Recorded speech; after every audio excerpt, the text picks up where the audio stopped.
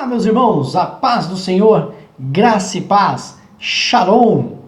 Tem se tornado um jingle essa saudação inicial, mas é exatamente o que eu desejo a você que está nos acompanhando, você que assiste aos nossos estudos, você que compartilha, você que conversa, que interage conosco aqui. Eu desejo que realmente a paz do Senhor inunde o seu ser, que ele venha habitar com graça dentro de você e que você consiga satisfazer os seus desejos diante da vontade do nosso Pai, o que é algo maravilhoso.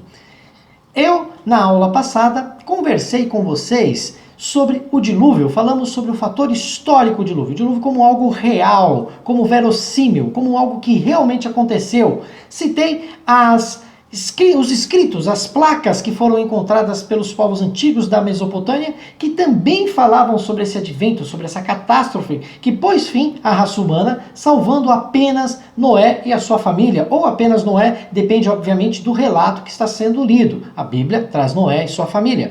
Vimos que Jesus apontou o dilúvio como um fator histórico e chegamos à máxima, que nós como cristãos não devemos descartar o dilúvio como algo real, porque Jesus o tratou assim. E se nós não acreditarmos no dilúvio, estamos também desacreditando das palavras do próprio Cristo. Falamos também ali sobre a questão dos filhos de Deus. Quem eram os filhos de Deus? E eu apontei para os irmãos as teorias sobre esse fato, quem seriam esses filhos de Deus. E deixei no final da aula uma perguntinha sobre quantos animais entraram na arca. Por quê? Porque entre Gênesis 6 e Gênesis 7 nós temos uma aparente contradição. E aí fica aquilo, será que a Bíblia está se contradizendo? Será que ela está errada?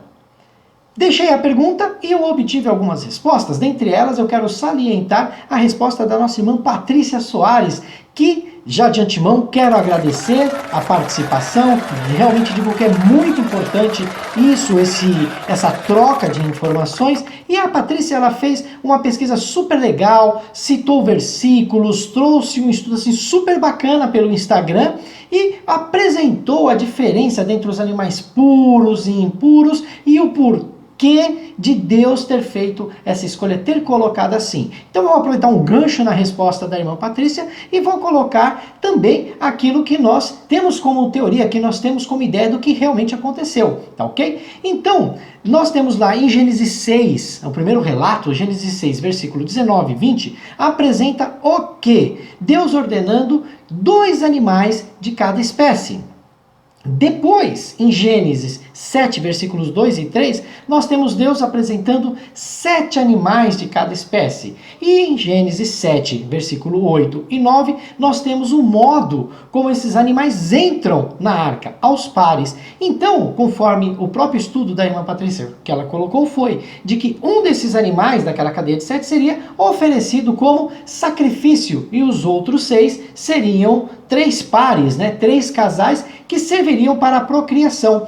E também vale a pena você salientar que o escritor de Gênesis, eu ia falar os escritores, porque nós sabemos que ele se baseou em documentos para a criação do livro de Gênesis, nós já conversamos sobre isso, mas enfim, os escritores antigos, de narrativas antigas, eles trazem o quê? Eles colocam uma espécie de flashback dentro das narrativas, assim como acontece em Gênesis 1 e Gênesis 2, quando nós temos a criação do homem. Em Gênesis 1, nós temos uma declaração genérica, uma declaração geral sobre a situação. E depois ele dá algo mais detalhado no capítulo 2. E a mesma coisa, a mesma situação, o mesmo processo acontece em Gênesis 6 e Gênesis 7.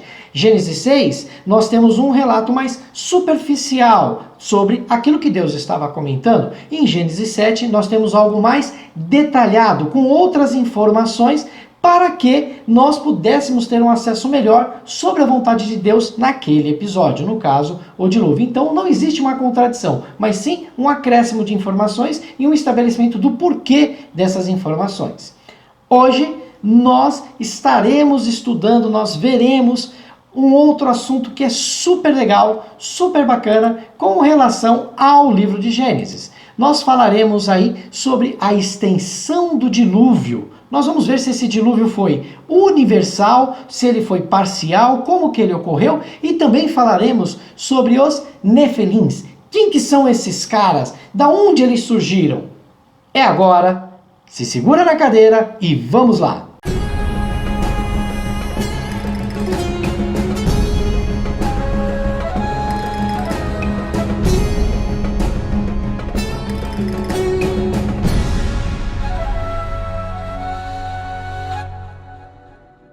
E na Terra já corrompida, nós temos um relato do aparecimento do nada, né? Surgem uns caras lá que são taxados como Nefelins.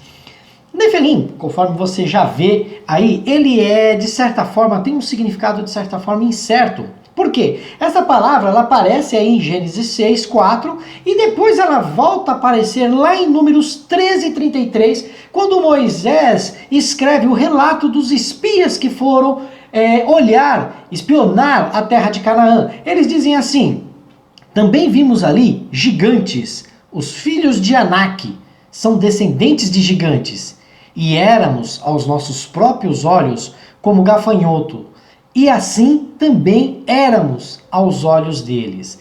Olha só, gente, que coisa mais engraçada.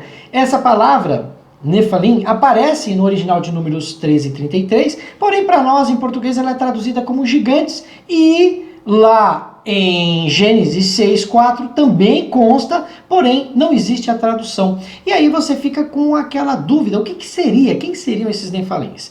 As traduções em língua portuguesa, elas são muito boas. De maneira geral, nós temos traduções bem legais. Só que alguns termos, algumas palavras não fazem parte da nossa semântica, não fazem parte do nosso conjunto, do nosso leque de palavras. Então, nós em alguns momentos percebemos que alguns fatos e algumas palavras não são traduzidas, são apenas transliteradas para o nosso alfabeto, ou seja, elas abrem campo para interpretação. Nefalim, ele de certa forma, segundo alguns dicionários de hebraico, ela traz a ideia de caídos, né? E os primeiros tradutores da Septuaginta, já falamos sobre isso na história da igreja, tá ok? Você pode acessar a aula, olha o link dela aí, olha o QR Code. Ela traz, os tradutores da Septuaginta que traduziram do hebraico para o grego, eles colocam esse termo como gigantes, o que também, de certa forma, foi traduzido lá na passagem de Números 13 e 33. Moisés usa a mesma palavra para poder mostrar os habitantes de Canaã, o que dá para entender que existe uma comparação dos homens de Canaã com os homens que aparecem em Gênesis. Aí você vai falar assim, mas peraí, Sandro, está falando de descendência, será que esses caras não foram destruídos, Nefalins? Não. O que consta para nós é que esses Nefalins foram homens de renome, homens poderosos, homens que realmente fizeram e aconteceram dentro do mundo antigo. Ah, então não eram gigantes? Eles poderiam ter uma estatura maior, poderiam ser mais fortes e subjugar os mais fracos. Mas isso vai relatar o quê? Vai corroborar com o quê? Com a ideia da corrupção, da maldade que estava no mundo, ou seja, o mais forte subjugando, maltratando o mais fraco. E isso, de certa forma, acontece lá também com os habitantes de Canaã. Eles poderiam ser mais fortes, nós vamos ter até mesmo o próprio relato, poderiam ser grandes também. Você tem um relato ali de Golias, quando ele luta com Davi. Davi fala, um gigante filisteu, um homem de alta estatura. Então, você tem sim, que eles poderiam ser grandes, mas não gigantes como nós temos ali em Game of Thrones, aparecem aqueles gigantes, os gigantes do Clash Royale, né? Mas sim a ideia de quê? Nefalim, de pessoas que subjugavam os mais fracos, os menores, eram homens guerreiros de renome, mas que maltratavam aqueles que tinham menos força, menos poder bélico, por assim dizer. Então, essa seria mais ou menos a interpretação para o termo Nefalim. Outro fator, e talvez, na minha concepção, o último ponto que traz muita discussão com relação ao dilúvio é a sua extensão. Ele foi em todo o planeta Terra ou ele foi apenas ali na região da Mesopotâmia, o berço da humanidade? Qual foi a extensão desse dilúvio? É o que nós vamos discutir nesse exato momento.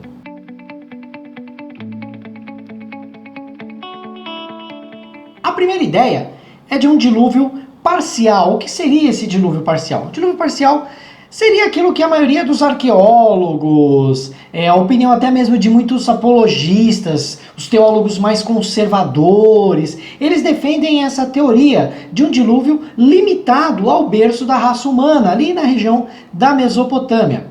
A força desse argumento está na tradução da palavra terra. Vocês já estão vendo aí a palavra Eretz, que significa, além de terra, de planeta, ele traz também a ideia de um país, de uma região, como por exemplo você pode ter lá a tradução do hebraica ali de Eretz Mitzrayim, que seria a terra do Egito. Não significa que o planeta inteiro era o Egito, mas sim a porção aonde se localiza a nação egípcia. Então essa é uma força, a questão da tradução da palavra, que pode significar país ou região. Ainda nesse contexto, cabe uma pergunta da maneira de se interpretar tal passagem, mediante aquilo que já foi registrado, aquilo que nós vimos, as narrações de pessoas que viram, né, e que receberam isso, né, através do fato oral. Conta-se que o fato era para destruir, né, a raça humana. O dilúvio, o fato dilúvio, era para destruir o ser humano. E olha, sendo sincero, nós não temos um mundo completamente habitado, né? Você pode pensar nessa teoria que de Adão até Noé, segundo o registro bíblico, nós temos 10 gerações. E 10 gerações são insuficientes para povoar todo o planeta. Seria realmente ali a região da Mesopotâmia. Então, para acabar com a humanidade era uma coisa até teoricamente simples, né? Bastava destruir ali a região da Mesopotâmia, o que dá força para esse fato do dilúvio ser parcial. Mas, como uma moeda, e tem a cara e a coroa, nós temos aí dilúvio parcial e dilúvio universal, que é o que nós vamos conversar agora. Não é de se esperar que houvesse um outro lado da história. Existe uma ala conservadora também, né, mas é um fato mais notório entre o pentecostalismo. Os pentecostais, eles apoiam mais essa tese de que o dilúvio foi universal. Eles colocam algumas dificuldades na aceitação de um dilúvio parcial. Uma base para esse tipo de pensamento se encontra lá no livro de Gênesis, no capítulo 7, versículo 19, que vai declarar, se você pegar o texto, você vai observar que o texto diz que o nível das águas, ele subiu e cobriu os mais altos montes que havia debaixo do céu. E aí, gente, essa afirmação traz também uma outra ideia de que a arca, né, o barco do qual Noé se refugiou ao mando de Deus, ele vai encalhar, né, o dilúvio acontece, enchem, o planeta enche d'água, né, ou a região enche d'água. Fato é, Noé encalha no alto do Monte Ararat. O Monte Ararat, gente, tem 5.000 metros de altura, o que aí vai criar uma certa colocação. Como é que o nível da água cobriu, se você olhar aqui no mapa, já estou apresentando o mapa aqui para vocês, da onde possivelmente Noé saiu, Noé sai aqui, praticamente aqui da região do Golfo Pérsico, né, seria um local da onde Noé poderia ter passado e construído a arca. Ele vai até a região da Turquia, como vocês estão vendo aí, e essa região, gente, está a mais de 5.000 metros de altura do nível do mar. Então, como é que cobre 5.000 metros sem ter subido à mesma altura em outras regiões do planeta? E nós temos também, dentro deste parâmetro, a corroboração do Novo Testamento, mostrando que a destruição foi universal. Dá uma olhada no texto de 2 Pedro 3,6. Ele diz assim: com base nesta palavra, o mundo daquele tempo foi destruído, afogado em água. Ainda aqui você pode verificar o quê? Que a alusão que Jesus faz da sua segunda vinda, ele compara como um fato repentino, um fato universal. Jesus não vai voltar somente para Jerusalém, segundo essa teoria. Jesus vai voltar para toda a humanidade. Então, como Jesus compara, segundo esses pensadores, a sua segunda vinda ao dilúvio, eles também levam a crer que o dilúvio foi sobre toda a terra. Bom, o fato, gente, conforme eu já disse, já coloquei, se foi parcial, se foi universal, nós vimos aí duas teorias com suas bases, de uma maneira bem simplista, né? Cabe mais estudos aí, questões de descobertas arqueológicas e afins, mas de uma maneira mais simplista nós vimos que temos duas teorias e as duas estão ali embasadas. Se contradizem? De certa forma, sim. Mas um fato que não é contraditório é que, se foi universal, se foi parcial, o dilúvio existiu como um juízo divino. Destruiu a humanidade e salvou apenas Noé e a sua família, fechando um ciclo real na nossa história e iniciando outro com o estabelecimento da aliança entre Deus e Noé, com uma criação renovada, com a renovação da criação. É como se fosse uma espécie, sendo poético agora, de um eco daquilo que Deus já havia feito, já havia criado em Gênesis 1. Essa é a interpretação, essa é a colocação, um fato real, um fato que aconteceu e que novamente ocorrerá em um futuro próximo com a segunda vinda do nosso Senhor. O livro de Gênesis, ele descreve Noé e seus filhos, né, sua família, sua esposa e as suas noras, saindo da arca. E eles saem, obviamente, falando uma só língua, apenas um tipo de vocabulário. Por ser uma unidade linguística e racial, podemos assim dizer, os humanos, parece até que eu sou um ET, né, um extraterrestre falando assim, tá? Mas é mais para um termo pedagógico, para ter uma compreensão melhor da narrativa. Os seres humanos, eles permanecem em uma mesma localização ao sair da arca, né? É uma localização incerta, nós não temos o ponto exato aonde Noé e a sua família habitou e nem tampouco quanto tempo eles habitaram e ficaram nessa região. O fato natural é exatamente esse. Os descendentes se multiplicaram e se mantiveram em um mesmo espaço geográfico com uma mesma língua, com o mesmo pensamento. Obviamente que nós estamos aí trabalhando com essa concepção, né, dentro dessa linha de pensamento, talvez de um dilúvio universal, tá ok? Toda a humanidade destruída e Noé ficando com a sua família em um ponto estabelecido, um ponto habitável do planeta. Dizem os teólogos, os pensadores, arqueólogos, historiadores, que Noé ficou ali na região do Vale do Eufrates, como vocês já estão vendo aí no nosso mapa. E esse local, ele é comumente aceito como o berço da humanidade. E aí, gente, nós vamos ter a transcrição, o desenho bíblico do quê? Do homem novamente se corrompendo. Nós vamos ter em Gênesis um episódio muito importante para nós agora, que é o que, gente? A narrativa de que a humanidade unida usa todos os recursos naturais, tudo aquilo que Deus havia feito e declarado bom para construir uma cidade e ficar ali preso nela, tentando se aproximar mais dos céus, uma história que não tem nada, né? Parece que não tem nada a ver com aquilo que nós já vimos que aconteceu ali com Lúcifer, né? Criando uma antítese de tudo aquilo que Deus havia estabelecido e criado para o homem e ordenado para esse homem. Nós vamos falar sobre Babel.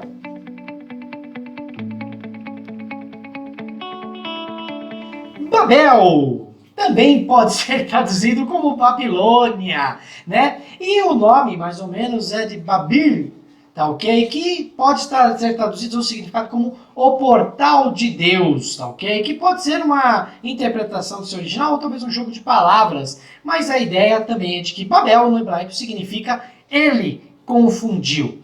Na Bíblia, essa cidade veio a simbolizar, ela veio a trazer a ideia da crescente sociedade ateísta, com as suas pretensões, perseguições, prazeres, pecados, superstições. As riquezas que essa Babel trouxe, levou-os à sua ruína, à sua eventual ruína, que também é descrita aí nas Sagradas Escrituras, mostrando que toda a empreitada que o homem faz, segundo o seu próprio coração, seguindo a sua própria vontade, sem consultar a vontade de Deus, gente, é ruína na certa. Olha o tema para pregação aí, hein, pastor Antônio Carlos. O homem que faz o seu plano, que realiza o seu querer, segundo o seu coração, ele não está de acordo com a vontade divina, não está de acordo com a vontade de Deus. Então, fica aí para nós até mesmo uma reflexão. Porque os habitantes de Babel, eles intentaram construir uma cidade, um ponto turístico, vamos assim dizer, para ficar de uma maneira mais simples, para tentar chegar a Deus e escrever o nome deles na história. Esse monumento, no mundo antigo, ele era conhecido como zigurate. É uma construção muito comum dentre os antigos, que eram o quê? Como se fossem templos né, feitos de tijolo, barro, palha, né, e eles eram posicionados e encaixados com betume, né, o betume servia como uma espécie de argamassa para poder colar os tijolinhos e eles crescerem, elevarem esses templos. O fato é, gente, que os habitantes de Babel começaram a construir esse pseudo-templo,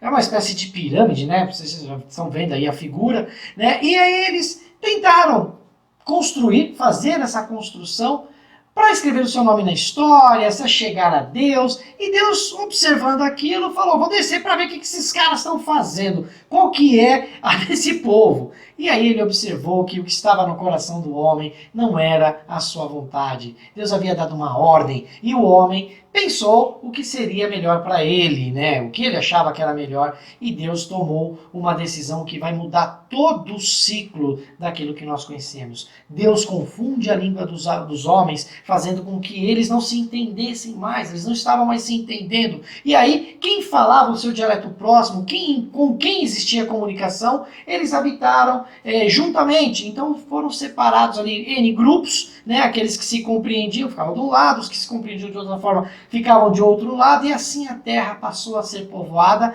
e habitada, e os habitantes foram distribuídos, e já não era mais uma só língua, um só povo. Cada um agora estava se preparando para habitar em outro local, para progredir, fazer o seu progresso segundo a geografia, a cultura que eles implantariam por si só, e Deus, né, acabou de certa forma sendo, entre aspas, esquecido. Por quê? Porque a idolatria, a podridão do homem, o seu coração que já era corrompido, tornou-se ainda mais, até que Deus olha e escolhe Abraão, chama Abraão. E é o assunto que nós falaremos na nossa próxima aula, que nós conversaremos, que nós vamos ver esse homem que Deus escolhe dentre todos, da qual todas as nações da terra seriam benditas, e da onde viria aquele que morreria por nós na cruz do Calvário.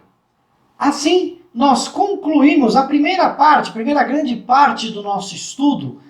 Falamos aí sobre a criação, sobre os problemas que as pessoas levantam, teorias que são colocadas. Falamos sobre Adão e Eva, o primeiro homem e a primeira mulher. Falamos sobre o pecado original, aquele que veio colaborar para a entrada da maldade no mundo, do pecado no mundo. Falamos ainda sobre Caim e Abel, falamos sobre o sacrifício, falamos sobre o nosso coração, como anda o nosso coração perante Deus. Conversamos aí também sobre o dilúvio, apresentamos as teorias, assim, tá fresquinha na sua memória, hein? Falamos sobre as teorias, sobre o dilúvio, se ele aconteceu, não aconteceu, onde aconteceu, como aconteceu, por que aconteceu, e falamos sobre Babel, né, a vulga Babilônia, a Torre de Babel, daqueles que intentaram seguir os seus próprios passos e não seguir os passos de Deus, o plano de Deus, que é o plano melhor.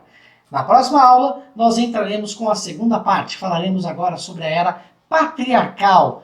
Abraão, Isaac, Jacó e José. Vamos traçar o perfil destes homens, vamos ver como eles se comportaram e, gente, muita reflexão, muito pensamento. E para isso, eu novamente venho aqui colocar e pedir a sua colaboração no nosso estudo. Não é uma colaboração financeira, não estou pedindo a oferta, estou pedindo a sua participação intelectual. Converse conosco, mande a sua dúvida, o seu comentário, para que nós possamos colocar aqui na aula e conversarmos sobre isso. Tá ok? Gente, te espero na próxima e que Deus te abençoe.